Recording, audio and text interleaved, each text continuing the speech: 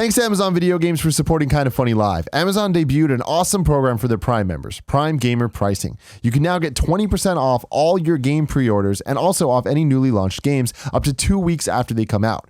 Valid on physical video games. Learn more at amazon.com/gamesave. Kind of Funny Live 2 is this Saturday and Sunday. If you haven't got your tickets already, go get them at kindoffunny.com/tickets.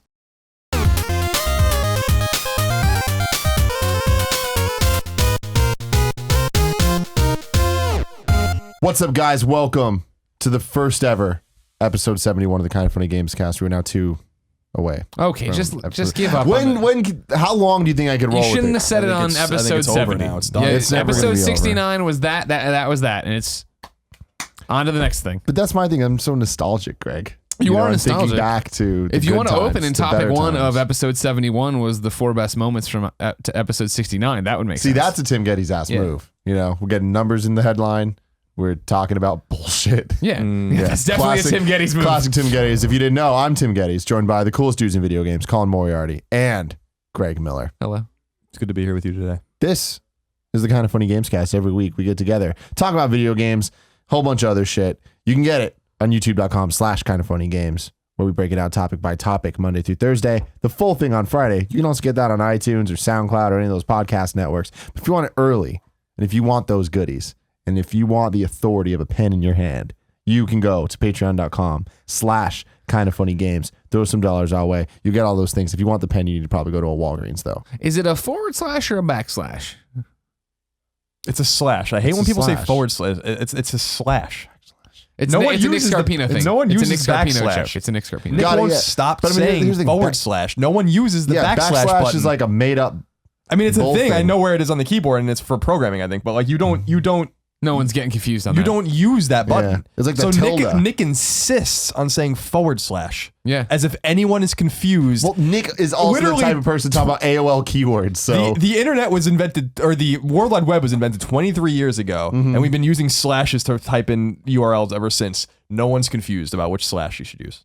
What is a tilde? No one's like, a tilde is the... I know what it is, but what is it? Like, what's it's it for? I think in math it's to approximate numbers. So like you So, would put but they like felt the need to put that on the keyboard.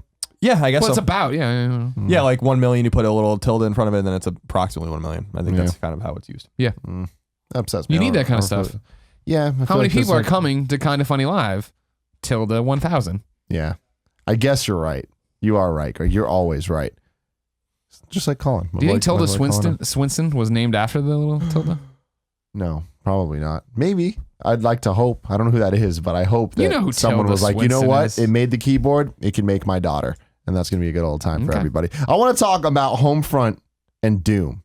2 first-person shooters. Yes, that I have not played. Yeah. But you guys, to some extent, have played them. Yeah, it's important. I mean, I can't speak for Greg. It's important to note that I've played each of those games for a few hours. Yeah. So here's the thing. We were going It's to very call this the preliminary. review, but we're like, no, this is we didn't do enough to do First a review. impressions. Yeah, This first is impressions. just going to be, what do you think? I've just been busy with those kinds of things. So what I was thinking about this when you brought up this topic, the interesting thing about these particular games is that they're both games that had very tortured developments.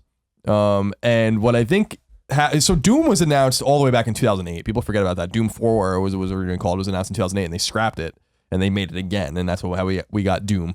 And Homefront, I mean, Homefront 2 was so old that THQ still existed and announced this game. And people forget THQ Montreal was developing it. Then it was kicked over to European studios like Crytek. Then Crytek owned it. Then Crytek went under, or their studio went under. Then Crytek UK became Dam Busters. And then the game was sold to Koch Media, and Koch Media owns Deep Silver. And then it became an open world game. And like, so I thought it was interesting that these games coming out the same week, or really a few days apart. They didn't come out technically the same week. Doom came out first.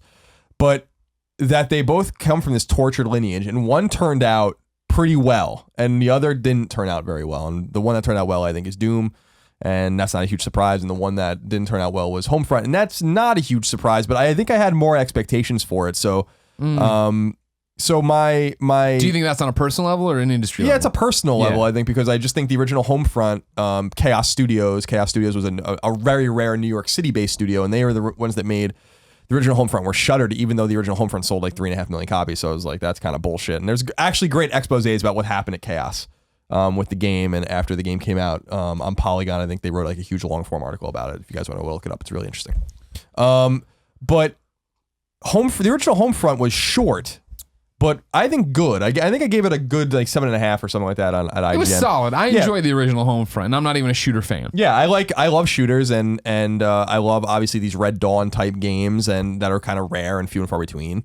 And I enjoyed it. I wanted more of it, which is usually a compliment for a game. I thought it was very short. And then they had a multiplayer that when you talk about it with people, they were quite into it. I enjoyed the multiplayer. One of the rare trophies I have is from the Homefront multiplayer, actually. And which is entering a match with a full team of 12 or something like that, which I thought, I was inviting people from IGN to do. Exactly. Anyway, so this game is, I was always intrigued by this new game, and what I'm realizing from it is that it seems to be preliminarily very half-baked. This is a game that clearly was tortured, clearly maybe should have come out a while ago, doesn't look very good. Certainly on PlayStation 4, it doesn't run very well. PC apparently is a disaster, according to Jim Sterling, who we trust very much. Did you watch that video yet? No, I haven't watched it yet. It's awesome. He has this video up, and he put it up at when the Homefront embargo lifted, and I was like, we're scrolling through, because I had started on PlayStation 4, and I don't even think I got to the introduction. I was running poorly. And it wasn't that I didn't want to play it anymore. It was that I was trying to get through the introduction. I'm learning about where to crawl and how to do all this stuff, and it's all framey and shitty. And then my PlayStation just made the choice for me, and just went, bleh, and spit the disc out. I was like, oh, you don't want to play this anymore? And I put it back in and just went, bah. I'm like, all right, well, we won't play it. It's like serendipity. We'll start almost. Ratchet and Clank. But Jim put up a review. His tweet was just everything you need to know about Homefront. And you went, and that's what he called the video. And it's just like 2.5, 3 minutes of characters running in slow motion for no reason, like in the game, running into walls and just continuing to run in the walls. There's this female character on the ground, and her neck's all distended like a worm. And he walks over it, and then his leg starts to distend and get off. It's like, Jesus. Yeah, the game seems to be not very well made. And actually, one of my major problems with it is that its story is just kind of nonsense. And I know that that's easy to say, but like, why isn't that a complaint with the original Homefront? The original Homefront story is similar in that North Korea somehow consolidates power after the Korean War, kind of becomes more powerful than South Korea. Because a lot of people forget that in real history, North Korea was actually more prosperous than South Korea until the 70s.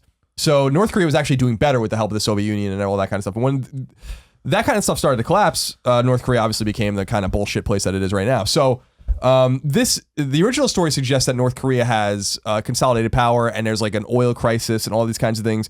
And I remember when I worked at IGN, as I've said in the past, I wrote this piece talking to ex-CIA agents about like, how could this happen? This is ridiculous. How can this happen? And they walked me through like very specific things have to happen, but this is how this might occur. That like North Korea, which can't even feed its own people, instead became this military powerhouse that actually invades the United States. And I'm like, okay. And I liked kind of the story. It was unorthodox but interesting. And this new one, the new one pretends that the original Homefront never happened, which to me doesn't make any sense, because the original Homefront sparks a revolution, and it could have been the spark, and it could have been the point in which this game began. So A, that doesn't make any sense. B, they rewrite the story so that there's a North Korean corporation called Apex that basically starts to dominate. They become like North Korea basically becomes Silicon Valley in the 70s. They create the personal computer, they create the microchip, they create smartphones, tablets. Yeah. And so it creates this whole thing, right, and weapons, and we start buying everything from them. But mysteriously, in the decades that we've been buying everything from them, they've introduced backdoors into all the technology, and they shut everything off. And so first of all, I'm like, that's fucking absurd. How can no one know that happened? Like, no one knew. It's like the Cylons getting into the fucking mainframe computers at the beginning of Battlestar Galactica. They had to at least be clever about it. This wasn't even like, a clever thing. They shut everything off, and now everything doesn't work, and then the North Koreans basically invade. And that's basically the foundation of the story. And there's like an economic collapse and all this kind of stuff. And I'm like, all right, so that's absurd. But isn't it just absurd in a different way? Because I mean, it's one of those like it's the Homefront original storyline's a little absurd, like you pointed out. Like you talked to these CIA, very specific things need to happen, very specific things. Yeah, but this is action movie dumb. Don't get me wrong, yeah. But I think stick with me because you're gonna want to cut me off and yell at me. I loved the intro of setting it up. It was action movie dumb. Don't get me wrong. Of course, I loved Homefront. Period. The original Homefront's intro was even better. I thought, because it was here's the geopolitical forces of how this would go and where it would go. Whereas this was just a gruff voice giving you a rundown of like they made the smartphone and then they turned everything off. Yeah, like this is just Dark Angel, motherfucker. So my assumption is that in the story at some point China must have been the bad guy, and if not, and I feel that way about the original Homefront 2, and there's like I could have sworn that was true though, or maybe I'm thinking Red Dawn.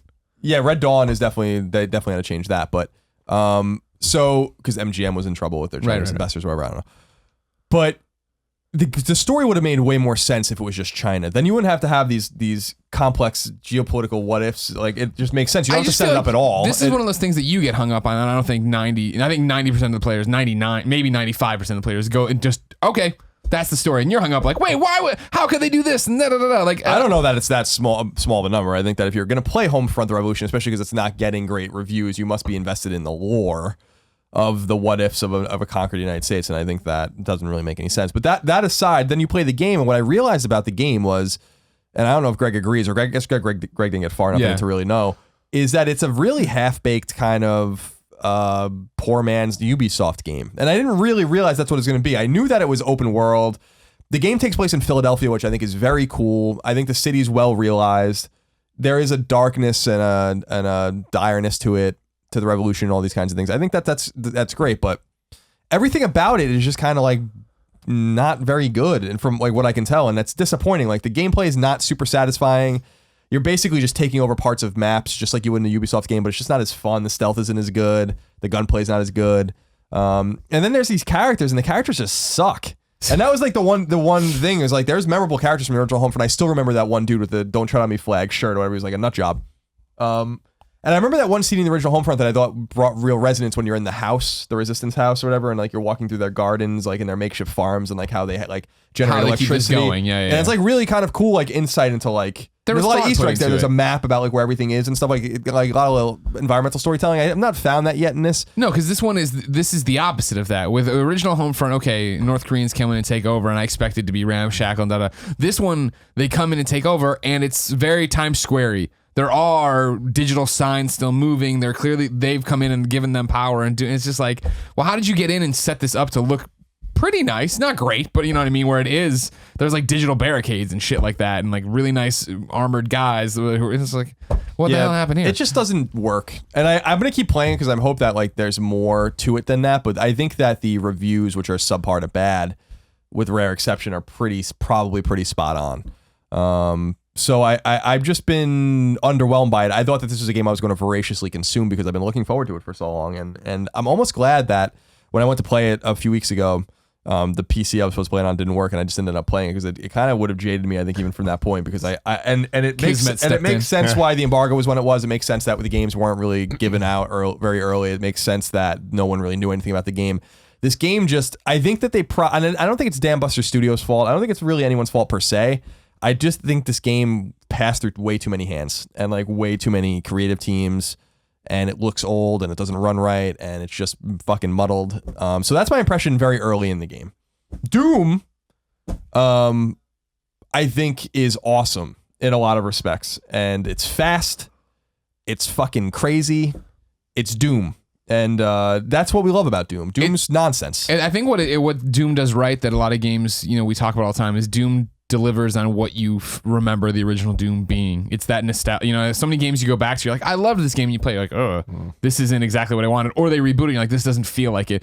Doom, from the fucking heavy metal score to these brutal kills to running it. Like, I was playing it, and I'm way shorter than Colin. I'm 2-3 levels in because I don't get to I'm only a couple levels in too. I just play I'm like looking for collectibles and stuff. Well, we'll get to that in a second because that is great. But for Doom, it was like, I the first big area you get into where it's kind of like, all right, cool, there's a million guys here. Well, how are you going to do it? I started playing like popping around corners and I died. It's like, fuck. And I came back in the next one, and it was like, oh no, run through this. Shotgun everyone, stun someone, just break their neck, run over to that, because you're getting the health bonuses, you're getting the ammo off these guys, and it's meant, and like, I can't believe how well it runs. It's, the antithesis of Home Run of this is a game that so fast and so smooth and so good looking. Yeah, and you're running around just breaking necks, doing this, throwing these bodies. It's like, oh shit. Now, for me, it was 2 or 3 levels of it, and I was like, oh, cool.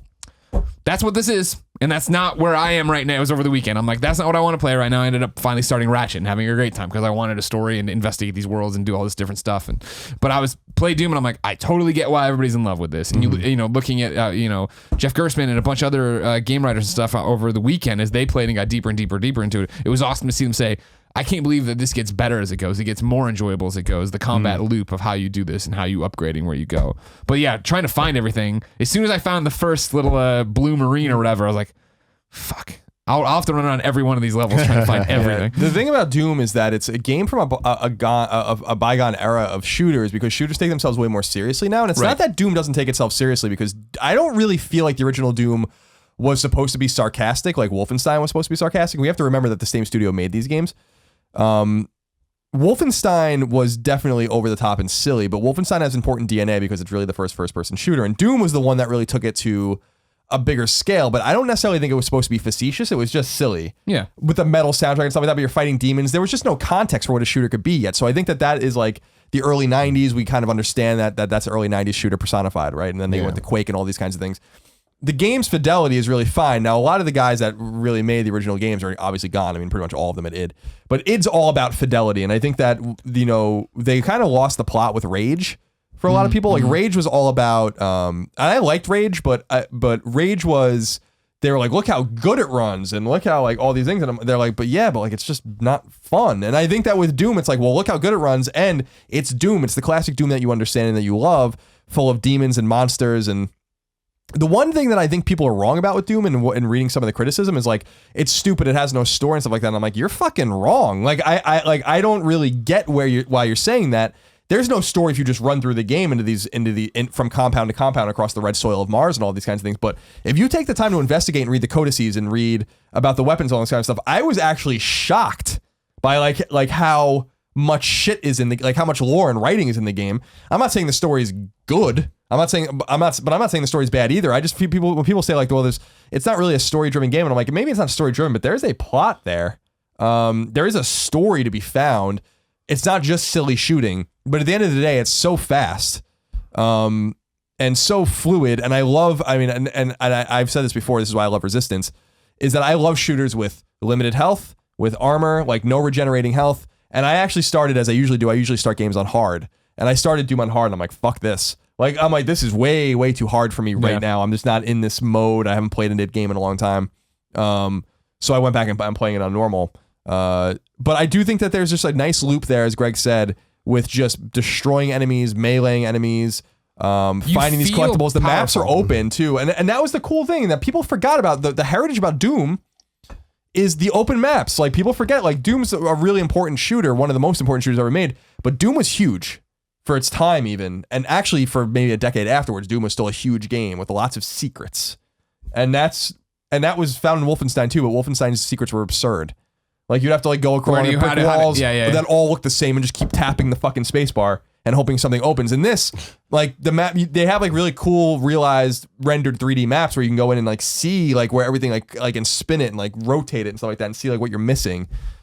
I'm like pretty impressed with Doom, and it's actually the game that I've been thinking about, like, that I want to go back to, because I've been kind of conflicted with Homefront and Doom, where I want to play them both and I want to see Homefront through to completion if I can, because I just want to see the story. But Doom is very satisfying. I definitely think that Doom, and I don't want to render a final verdict on either of the games because I just haven't played enough of them, but I do think Doom is delivering in a way that Homefront clearly isn't delivering. Yeah.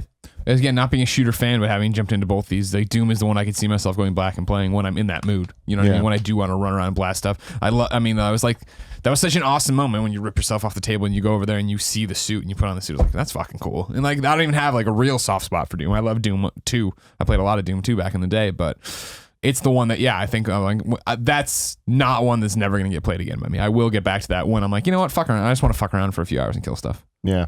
I really wish I wasn't so, head down in Kind of Funny Live, because like Doom looks like the perfect game for me right now. After Ratchet and then Uncharted, this is what I want. It's just a fun shooter. So hopefully, a couple of weeks I'll get back to it, because it doesn't seem like it's that long. So no, it's supposed to be 7 or 8 hours. Perfect. For me, it's probably like 10 because amazing. I like to be fucking annoying and look in every corner. You could have just left it there. Yeah, I just like to be annoying.